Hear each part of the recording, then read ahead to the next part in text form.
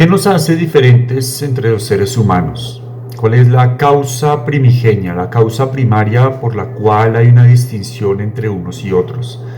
Y no me refiero a diferenciaciones fisiológicas, como quién es más alto, quién es más bajito, quién es más gordo, quién es más flaco, sino más bien, digamos, a una distinción, a una diferenciación de tipo ontológico, a esa que nos lleva a una jerarquización entre nosotros, entre quienes se supone que seríamos pares o iguales, pero material y físicamente, incluso ideológicamente, terminamos diferenciándonos e imponiéndonos jerarquías, en particular en el momento en que el ser humano comienza a vivir con sus semejantes, a formar las primeras sociedades. Ya desde ese momento se empiezan a formar jerarquías. Hay el líder, hay el que es más escuchado, el que es más respetado. Hay el que, por el contrario, es excluido, es sometido, es incluso considerado un paria social. ¿Qué es lo que determina que unos sean escuchados, que unos sean líderes, que unos sean puestos por encima de los demás, mientras que otros estén en la base y unos más incluso por debajo de esa base, y sean considerados parias, sean considerados excluidos, sean rechazados del grupo? ¿Cuál es la condición primigenia? ¿Qué es lo que nos lleva a nosotros como seres humanos a reconocernos, o más bien a distinguirnos, a diferenciarnos y a formar y formalizar estas jerarquías sociales? Desde las ciencias humanas, la filosofía, la antropología, la sociología y en fin, se han propuesto varias respuestas a esta interrogante. Algunas apuntan a jerarquías netamente materiales, tales como que nuestra diferenciación y nuestra jerarquización social depende netamente de la acumulación de riqueza, que empezamos a ser diferentes desde el surgimiento de la propiedad privada, por ejemplo, que lo que marca nuestras diferencias y nuestras jerarquías es la acumulación de bienes, la acumulación de propiedad, la acumulación de riqueza. Otras posturas se han decantado más por un axioma o por una respuesta de tipo cultural, y dicen o apuntan a que, por supuesto, no todas las culturas o no en todas las sociedades podemos hablar de acumulación de riqueza, y que ese es el rasgo distintivo de la jerarquización. Porque, por supuesto, hay sociedades en donde la acumulación de riqueza, la propiedad privada, incluso se ha llegado a considerar como desconocida o muy incipiente. Y aún así se ven estas manifestaciones de diferenciación y de jerarquización. Por supuesto, existen muchísimas respuestas. Basta con indagar en internet o incluso preguntarle a alguna inteligencia artificial que nos resuma algunas de las respuestas, y vamos a encontrar que son bastantes, son montones. Pero aquí lo que yo pretendo o lo que busco es dar la respuesta desde mi propia posición, ofrecer mi propio postulado de cuál es el, digamos, primer elemento que nos diferencia como seres humanos, cuál empieza a ser esa causa remota, esa causa primigenia, esa primera causa que nos distingue unos a otros, y que no solo se remonta, o mejor dicho, no solo tiene validez en ese tiempo primigenio, prehistórico, de las primeras comunidades y sociedades humanas, no, sino que sigue siendo una causa y un elemento que aún hoy tiene vigencia y que puede aplicarse a absolutamente cualquier sociedad humana, independientemente de su tamaño, de su configuración, de su cultura, de su bagaje histórico. Es decir, es un elemento absolutamente común a cualquier sociedad humana, por pequeña o grande que sea. Y si es una diferenciación que se aplica incluso entre amigos, entre familiares, en nuestros círculos más íntimos y cercanos, sigue siendo un elemento de distinción y un elemento que nos diferencia a unos y otros. Y eso es lo que pretendo ofrecer como respuesta en este video. Quisiera entonces empezar con un ejemplo sobre cuál es esta causa primigenia de la diferenciación, la jerarquización entre los seres humanos. Supongamos que dos personas deambulan por un bosque, digamos que son dos mujeres que iban haciendo senderismo, cada una con su grupo por separado, y por algún motivo, por cualquier circunstancia, se perdieron y coinciden en un grupo, en un punto cualquiera de ese bosque. Se encuentran, lo primero, digamos, que hacen es pues interactuar, presentarse y manifestar la situación en la que se encuentran. Una de ellas le dice a la otra que tiene algunas nociones sobre orientación y es las que ha estado usando hasta ese momento para guiarse y reencontrarse con su grupo. Entonces le manifiesta a la otra que ella sabe que si siguen el curso de un río o de un afluente, tarde o temprano van a terminar llegando a alguna población. La otra mujer entonces manifiesta que le parece una excelente idea, que está de acuerdo y se unen para ir a buscar ese afluente. Podríamos decir que ya desde ese momento se marcó una diferencia entre las dos mujeres. Una diferencia sutil, puede que en nuestra contemporaneidad, en nuestro contexto actual, sea una diferenciación demasiado pequeña, pero ya existe. ¿Y cuál es? Es la diferenciación del líder y el seguidor. En ese momento, la mujer que manifestó tener un mejor conocimiento de orientación y postuló su idea, su proposición de cómo orientarse, de cómo salir de ese problema en el que se encuentran, ya en ese mismo instante se hizo líder y la otra se hizo seguidora.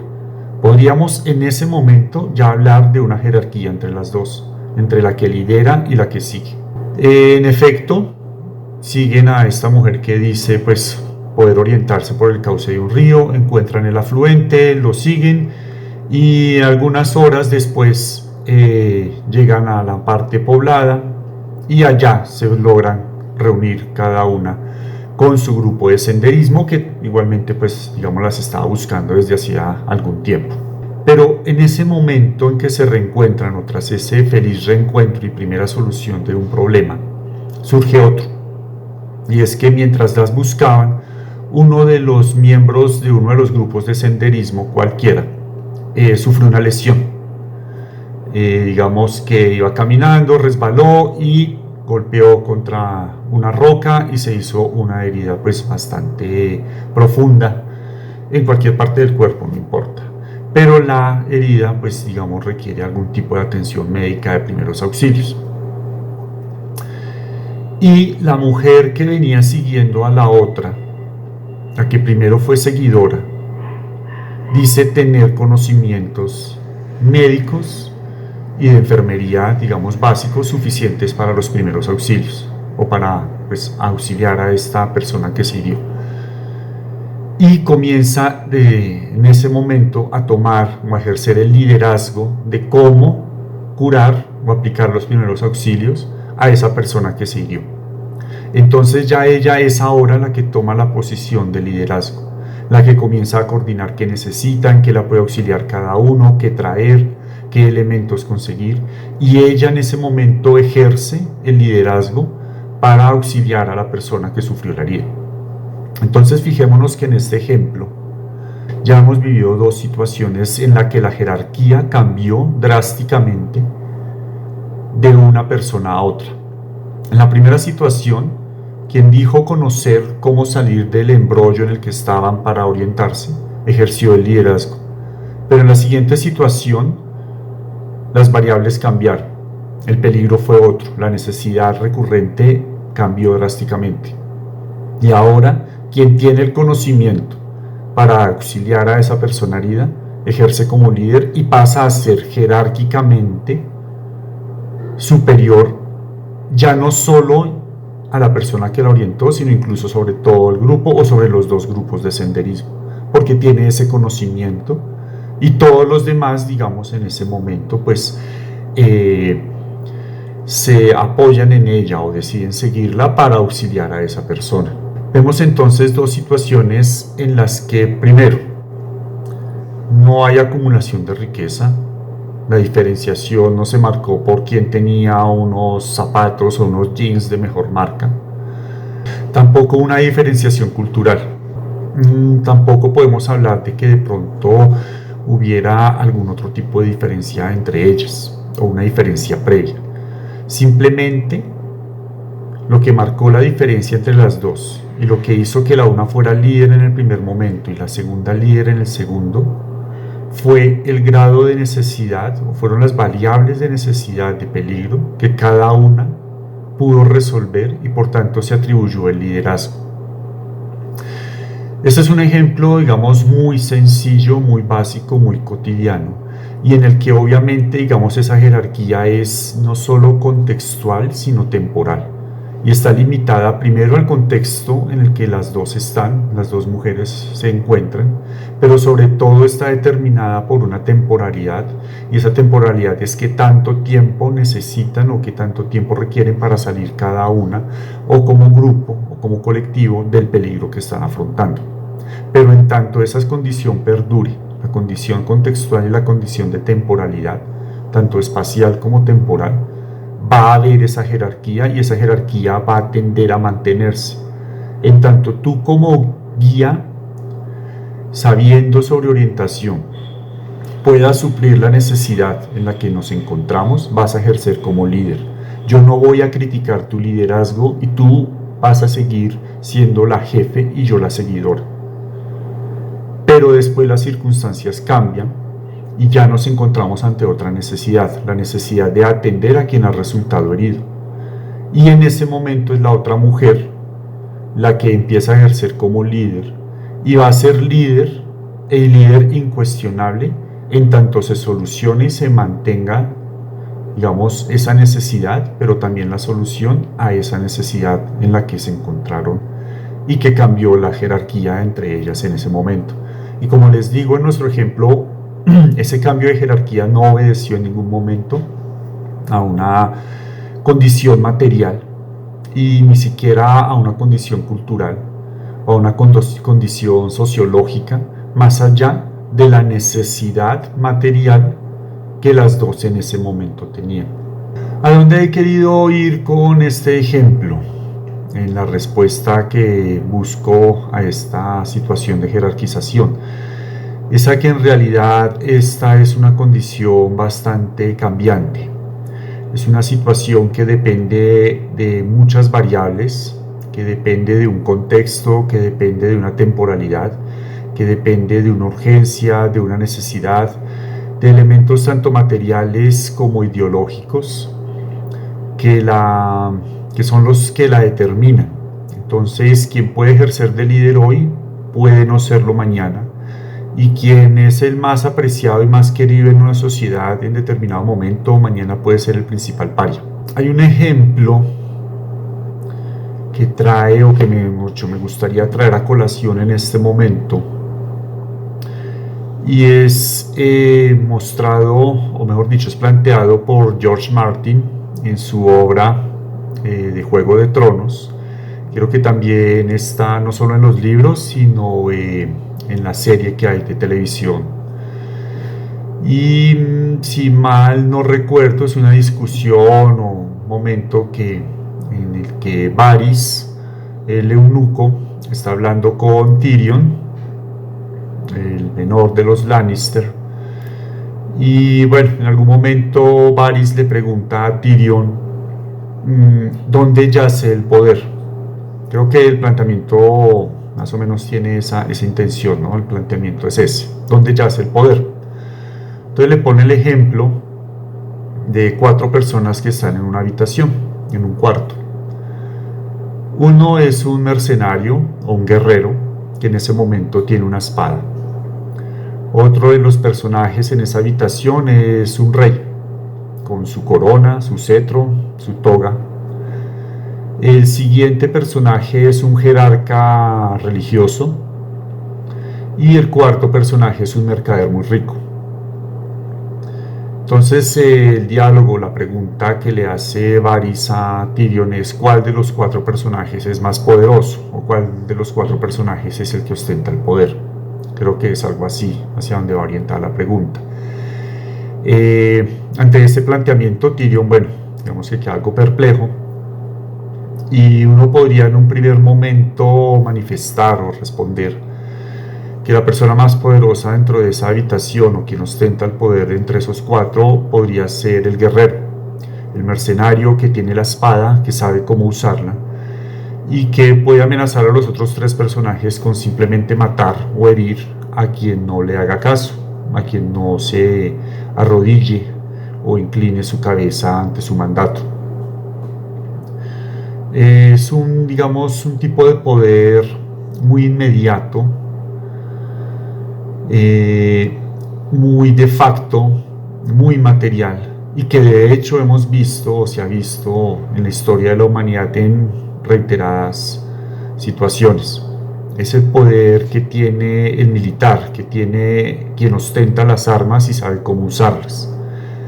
Impone su voluntad, impone su palabra, simplemente por tener ese poder material, ese poder de las armas, el poder de decidir sobre quién vive, quién muere, quién queda lastimado y quién no. Pero también podría suceder que el mercader en ese momento, o la persona que es muy adinerada, le ofrece a los otros tres personajes que si se pliegan a su voluntad, él los hará inmensamente ricos. Él les podrá compartir parte de su fortuna, a cambio pues de que pronto pues le hagan caso en ese momento o se plieguen a su voluntad. Y ese poder que vemos, ese poder económico, es el poder del empresario, es el poder al que apuntan algunas respuestas, sobre todo de corte socialista, en cuanto a que quien gobierna, quien manda, es quien tiene el monopolio de los medios de producción. Y por tanto en la historia de la humanidad siempre ha mandado, siempre ha sido jerárquicamente superior quien controla estos medios. Y así se ha visto en todas las fases de la historia de la humanidad o en cualquier momento, sobre cualquier cultura, sobre cualquier pueblo, cualquier sociedad, en cualquier parte del hemisferio global y en cualquier época. Quien controle los medios, entonces controla el poder, los medios de producción, los medios económicos. Pero también podía pensarse en que el líder religioso en algún momento dice: el que no se pliegue a mi voluntad, el que no me haga caso, quedará condenado. Yo soy la persona que intercede ante los dioses, o ante el Dios, o ante el Supremo, la divinidad. Y entonces quien no se pliegue en ese momento a mi mandato será condenado, o ya no contará con el favor de los dioses, será una persona maldita. Y en ese momento puede pasar eso, que los otros tres personajes se plieguen ante este temor divino y decidan seguir al líder religioso. Pero en ese momento también puede levantar su voz el rey y decir: yo tengo el mando político, yo tengo ese poder temporal, yo en este momento ostento la corona, ostento el cetro, y quien no se pliegue a mi voluntad, en el momento en que salgamos de esta habitación, yo lo haré ejecutar, yo lo haré encarcelar, o yo lo haré desterrar, yo le impondré la sanción de la justicia del rey. La respuesta que ofrece Varys es que en realidad ninguno de los cuatro puede decirse que tiene poder sobre otro, salvo aquel que en algún momento consiga, digamos, convencer a los otros tres. Entonces todo va a depender del contexto y de un montón infinito de variables. Es decir, el poder, la jerarquía en realidad es bastante voluble, y así quien ostenta una jerarquía superior en un momento puede llegar a ser el paria, o puede llegar a ser el primer asesinado, el primer condenado o el primer empobrecido. Entonces, ¿cuál es la respuesta? ¿Cuál es el elemento determinante de la jerarquización entre seres humanos? ¿Cuál es ese factor que pone a unos por encima de otros? ¿Cuál es ese elemento que ubica a unos en la cúspide, a otros los deja en la base y a unos más incluso los puede poner por debajo de esta y excluirlos de la sociedad? Se trata de un fenómeno al que he dado el nombre de replicación. La replicación es el proceso mediante el cual un pensamiento un símbolo, una conducta o visión del mundo pasa de una conciencia a otra, reproduciéndose de forma idéntica o transformada dentro del nuevo sujeto al que va dirigida. Esa, digamos, replicación o fenomenología de la replicación es un proceso que va a depender de una cantidad impresionante de variables y también de una cantidad muy grande de fenómenos tanto sociológicos como culturales, antropológicos, económicos, jurídicos, normativos, en fin. Va a depender de una cantidad muy grande de variables contextuales, también de variables subjetivas. No siempre opera de la misma forma para todos los seres humanos. Pero la idea básica es que la jerarquía siempre va a depender de la capacidad de cada sujeto para replicarse en la conciencia de otros sujetos, es decir, para trasladar su discurso subjetivo, su yo, su conciencia del yo, a otras conciencias. De esta forma, por lo general vamos a encontrar que quienes menos radio de replicación tienen o menos capacidad de replicación tienden a ser los parias, tienden a ser los excluidos, tienden a ser quienes soportan la base de la pirámide social. Y viceversa, o en sentido contrario, quienes mayor grado o rango, capacidad de replicación tienen, van a ocupar las jerarquías superiores, van a estar en la cúspide de esa pirámide jerárquica. Y eso es así en cualquier sociedad, en cualquier grupo humano, por grande o pequeño que sea. Ocurre a un grado de sociedades muy grandes, pero también en sociedades muy pequeñas. Entre nuestra familia, entre nuestro grupo de amigos hay jerarquías. Y esas jerarquías siempre van a estar determinadas por nuestro radio de replicación dentro de ese mismo grupo.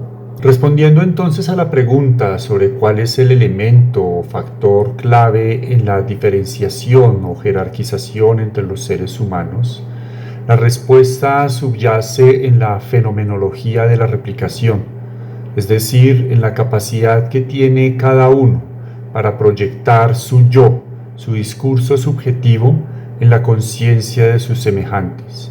Es este elemento y no otro el que determina cuál es tu jerarquía, cuál es tu posición social, qué tan alto o qué tan bajo llegas en esa pirámide jerárquica.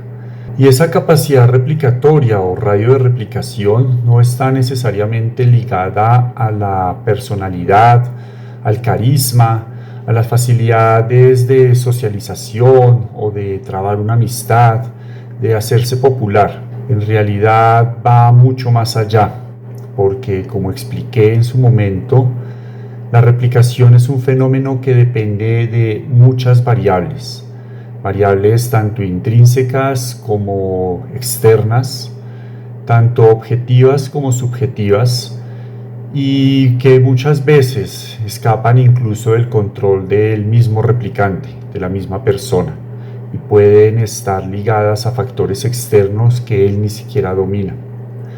Sobre este aspecto y otros, conceptos que he ido desarrollando a lo largo de este video, tales como la replicación, el radio de replicación, la fenomenología de la replicación, el discurso subjetivo, quizá algún otro que se me escapa en este momento, los iré desarrollando en otros videos bajo otros temas, al tratar sobre otras temáticas, sobre algún otro dilema de la filosofía, la sociología, la antropología y otras ciencias humanas.